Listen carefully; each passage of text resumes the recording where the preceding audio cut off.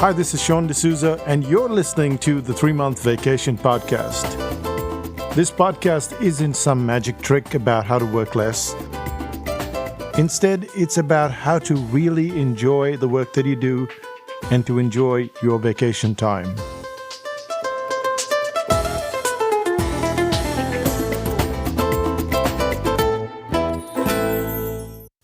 This is Sean D'Souza, and you're listening to the 3-Month Vacation.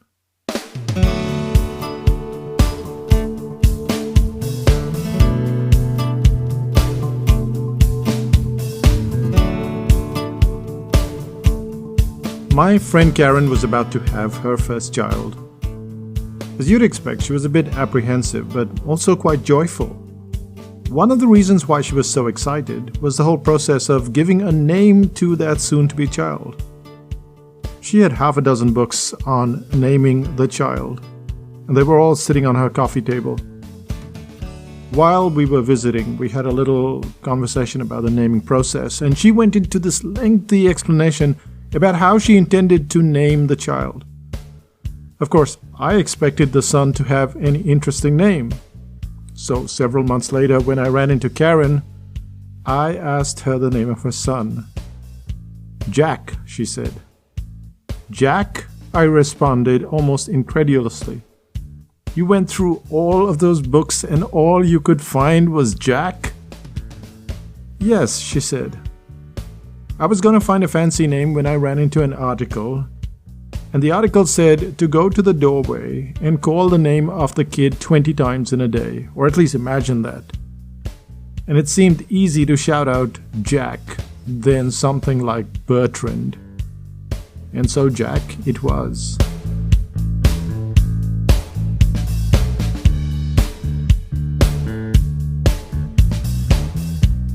And that is how my friend Karen named her firstborn. Your firstborn might need a slightly different process, especially if your firstborn is a book and you are called upon to name that book. This is where we go slightly mad. We're not really sure how to name our products, which is why this episode is all about learning a structural method that will help you name your products. We will look at books or information products that already exist and see how they have gone through this process. We will also look at what we're doing at Psychotactics and how even we understand this concept, but we tend to get it wrong. Well, sometimes you can just get lazy. So let's head into this episode and cover 3 main topics. But what are we going to cover? The first thing that we're going to cover is why a crappy name will bury your book or information. The second thing is the critical role of the subtitle and what makes it stand out. And finally, how to use a title, and then add random interesting subtitles just to show you the power of the subtitle. Now, all of these 3 steps are part of the journey that we need to take to name our information product.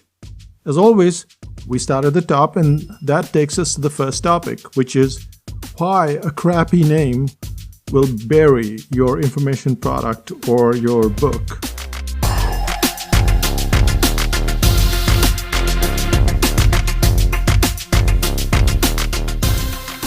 I'm going to read a list of book names and see if you can figure out who this book belongs to.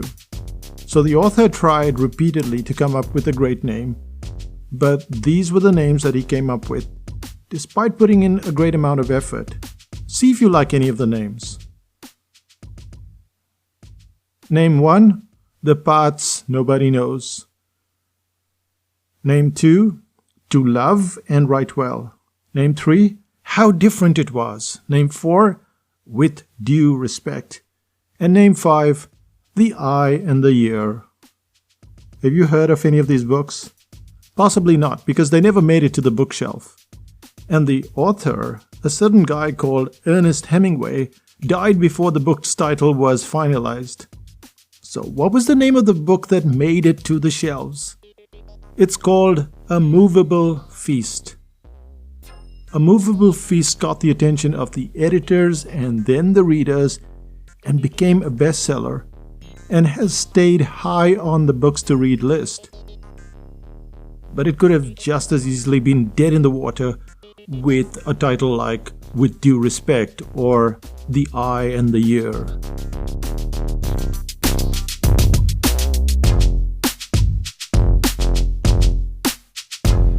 As it appears, it's not enough to just write a great book, but you can kill your book with a lousy name. So, how do you name your books? The simple answer is to make it curious. And how do you make it curious?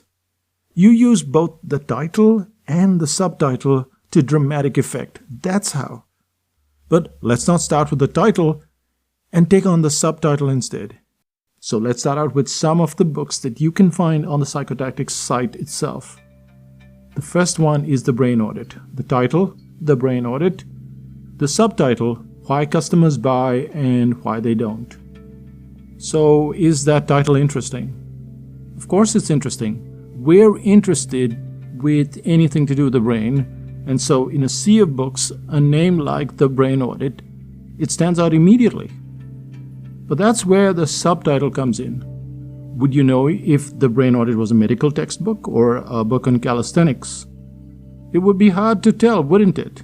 If you look up Amazon for books that have the term brain in it, you get a range of books including one that's called The Brain That Changes Itself, or Brain Rules, or Brain on Fire.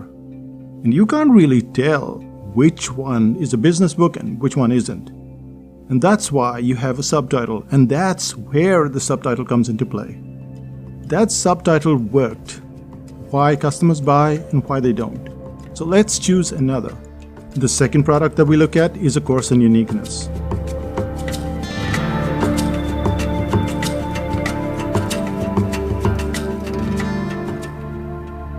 At Psychotactics, we have a home study version of how to make your company stand out in a crowded marketplace. So what's the name of that information product? It's called Pick One. Yes, that's the title, Pick One. And the subtitle is Getting to Uniqueness. Did that subtitle excite you? If the answer is no, then you're on the right track. So we're looking at these crappy subtitles, and what we need to do is go on the website and start looking at some other titles and subtitles that could do with improvement. So let's look at a set of 3 books that were written on the topics of presentations. The title was Black Belt Presentations. And the subtitle, there is no subtitle. Interesting, isn't it?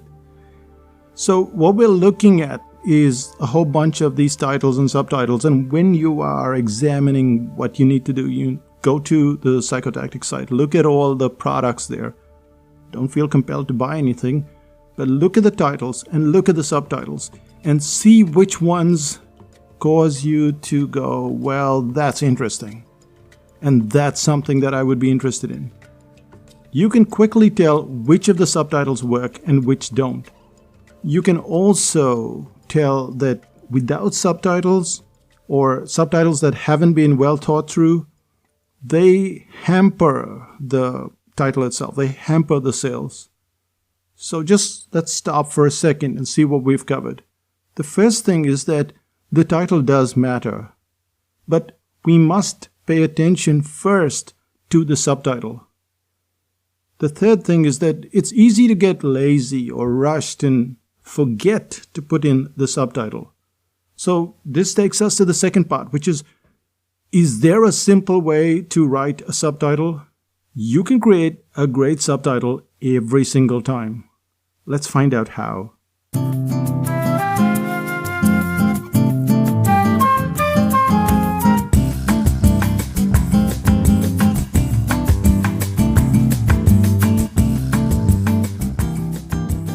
So what makes a subtitle stand out?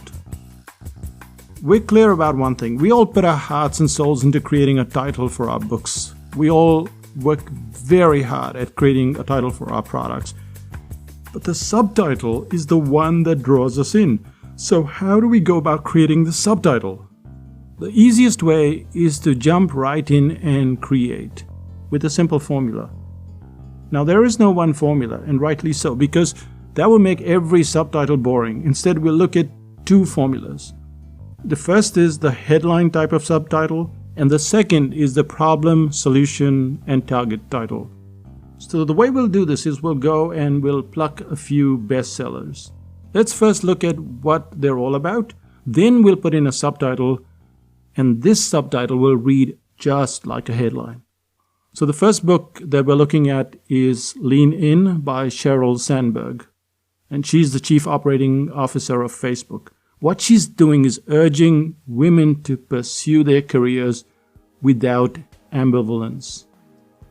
Now, the title of the book says Lean In, and the subtitle is Women, Work, and the Will to Lead. If we were to change that with a headline, here's how the subtitle would look. Lean In, and the subtitle would be How Women Can Forge Ahead in Their Careers Faster Than Ever Before. Or the subtitle could be The Untold Story of One Woman's Career Surge and How You Can Do It Too. Or Why Women Need to Pursue Their Careers Without Ambivalence. So that's the first bestseller that we looked at. And we took that pretty ordinary one, which is Women, Work, and the Will to Lead, and we made it a headline.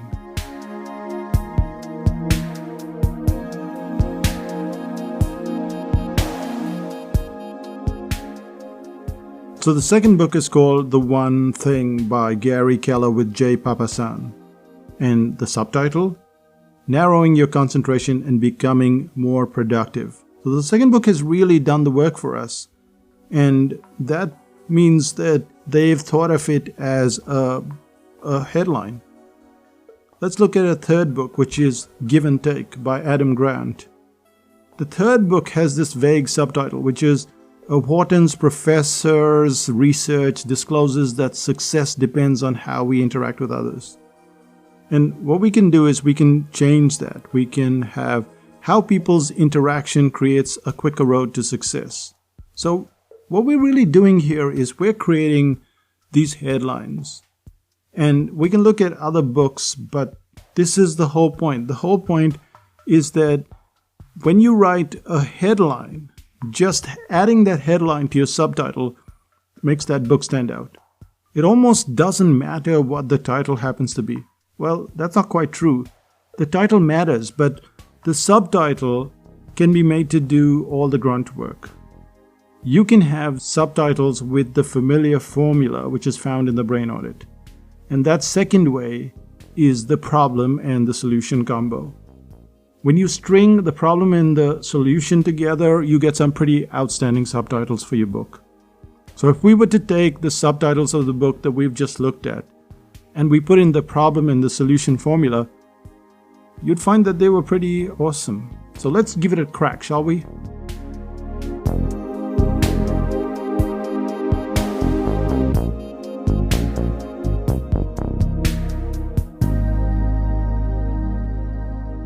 When we look at the subtitles of the book that we just brought up, we'll see how they could work with subtitles that incorporate the problem and the solution. Of course, we're tweaking this. This is not the original subtitles, but we're tweaking it with the problem and the solution. When we look at the first bestseller, which is Lean In by Sheryl Sandberg, we have to break it up into problem and solution. So the problem is doubt. The solution is to move ahead, and the target audience is women. So we have problem, solution, target audience. So your subtitle could be My Journey Through Career Doubt and How I Broke Through the Glass Ceiling. So that's the first book. The second one, which is Give and Take by Adam Grant, and he's talking about how success depends on how we interact with others. So the problem is lack of success. The solution is success. What kind of subtitle are we going to put there? The Hidden Secrets of Interaction, which is a problem, and how successful people use them well, which is a solution. So we're just taking a problem and a solution. Let's take a third one, which is The Power of Habit by Charles Duhigg. And your headline could be How to Turn Bad Habits into Good and to Make Them Stick. So you have that problem and the solution. So what have we covered so far? we looked at the power of subtitles versus titles. And subtitles, they pack so much punch. You can create your subtitle by writing a headline, or you can use the problem and the solution to create a subtitle that is just as effective. However, just to prove that it is the subtitle and not exactly the title that does all the grunt work, let's change the subtitles of some very well-known books, the same books of course. So let's look at Good to Great.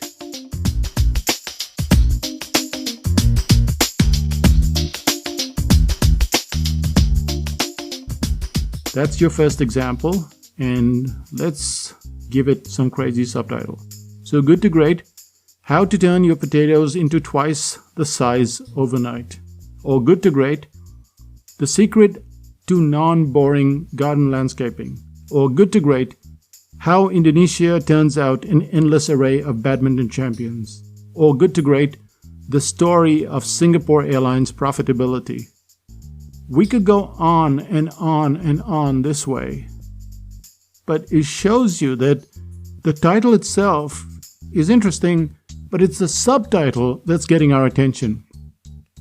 Let's take a second book, which is The Blue Ocean Strategy, and let's take the same ones, the same subtitles. So Blue Ocean Strategy, how to turn your potatoes into twice the size overnight. Or Blue Ocean Strategy, the secret to non-boring garden landscaping. Or Blue Ocean Strategy, how Indonesia turns out an endless array of badminton champions. Or Blue Ocean Strategy, the Singapore Airlines story of profitability. So what you're seeing here is the title almost didn't matter. The subtitle mattered. Of course, it won't work for every single title. For instance, if you took the name like The Brain Audit and put any subtitle, it might not work. But these examples are there to show you that for the most part, it's not the title that is the holy grail. It's not the title that you're looking for. It's really nice to have a great title, but it's a better strategy to start with the subtitle. And this brings us to a moment of absolute clarity that the subtitle is what matters. That's what really gets the attention of the customer, both in the bookstore, on Amazon, or on your website. Without the subtitle, we're handicapping the book or the information product. And yet so many of us, me included, tend to place our emphasis on the title and we ignore the subtitle. Well, now you know the difference.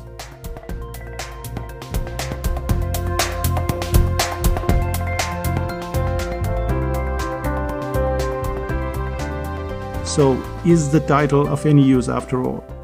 Yes, it is. I mean, look at The Brain Audit. It's a good title.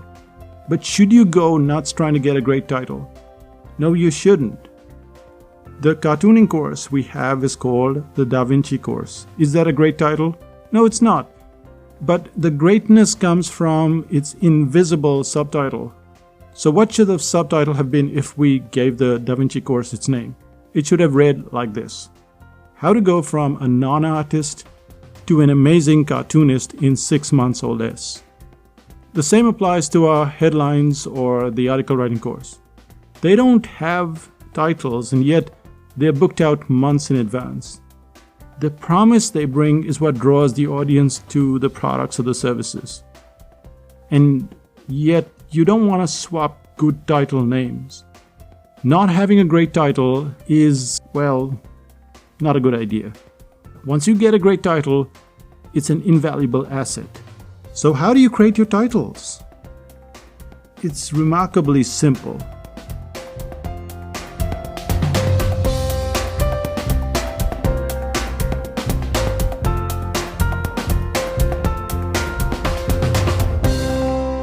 In the past, when we go back 20 years, 30 years, 50 years, 100 years, the titles were today's subtitles. So when you look at a book by Dale Carnegie, the title is How to Stop Worrying and Start Living, not the subtitle. That's the title. Stephen Covey wrote the book, and he wrote The 7 Habits of Highly Effective People. That's like a headline. That's the title of the book, not the subtitle. Then times changed and the focus went on the subtitle while the title shrunk. So we had titles like Freakonomics, 1 word, The Tipping Point, 3 words, Positioning, 1 word. So 1 word, 3 words, 1 word. Still, how are you going to find these 1 word, 2 words, 3 word titles? Some titles come from everyday language. So The Tipping Point, everyday language. Positioning, everyday language. Some are made up like Freakonomics or Strength Finder. So those are made up terms. So is there a way to find a title? Yes, if you pay close attention.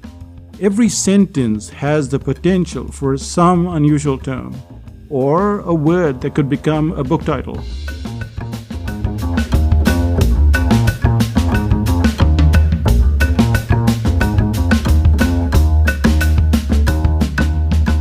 Let's look at the last sentence. It said close attention. That could be a title. Potential. That could be a title. In a conversation. That could be a title. What's being said could be a title. So that last sentence, almost all of it could be broken up into titles. And while you may not have great use for any of those titles, they're all book titles. They can all be used. To get book titles from your own field, open up magazines, open up books that are related to your own field. And immediately you'll see a whole bunch of terms within that book. So a management book will have terms like the myth of change, or cascade, or burning platform, or Marines take care of Marines. And these are all terms that I got from a random management site. Start with the subtitle, then find your title. And this brings us to the end of this podcast. What did we cover?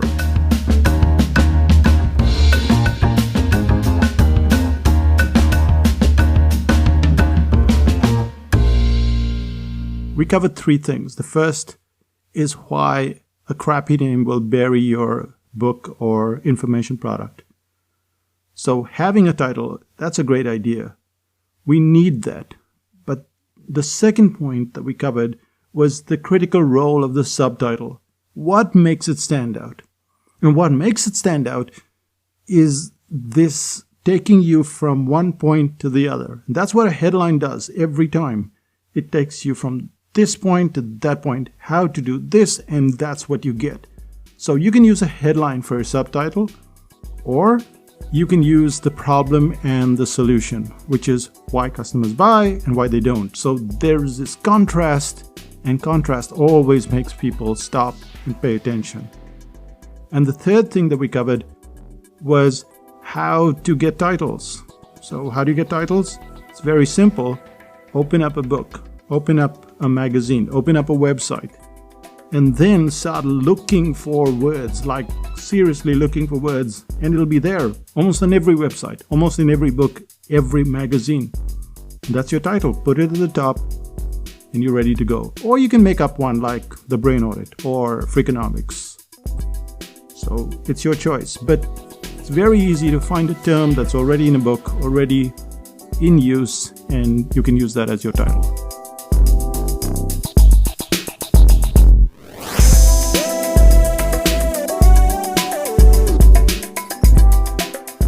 So what's the one thing you can do today? The one thing that you can do today is to write that subtitle. Start with your subtitle. Write a headline. Write a bunch of headlines and then pick one of them. And then go out and look for your title in a book. People spend an enormous amount of time trying to find a title and a subtitle. And it's not really hard. But you have the idea. Now go out there and get it done. And what's happening in Psychotactics land?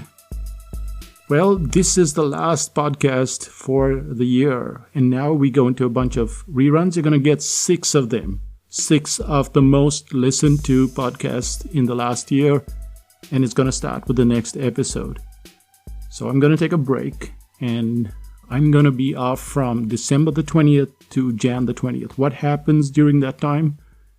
Well, I get onto the deck. I find a lot of beer. I sit on the deck, and in case you're wondering, it's not winter in this part of the world, it's summer. So that's a good place to be sitting. I watch a lot of videos, I read a lot of books, And almost none of it is business related. I can't say that every book won't be business related, but I try to stick to novels to begin with so that I could just tune off. And then, as maybe the days pass, as we get into Jan and mid-Jan, I will probably slip into some business books. Almost all of Auckland empties out. They go someplace, and it's beautiful here. It's just fabulous.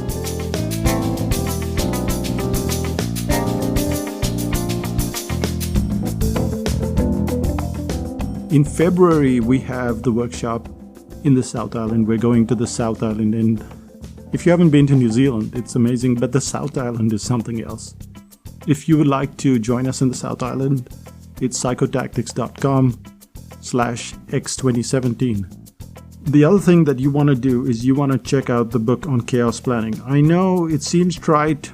It's the end of the year, and everyone's telling you that you have to plan for the new year. I don't think that chaos planning requires the end of the year, but it's as good a time as any. Go to the Psychotactics site and look for chaos planning. It'll show you that chaos is part of your life and that you have to take that into consideration if you want to get the 3-month vacation. I'm off on my 1-month vacation and I'll be back soon. And thanks for listening. Bye for now.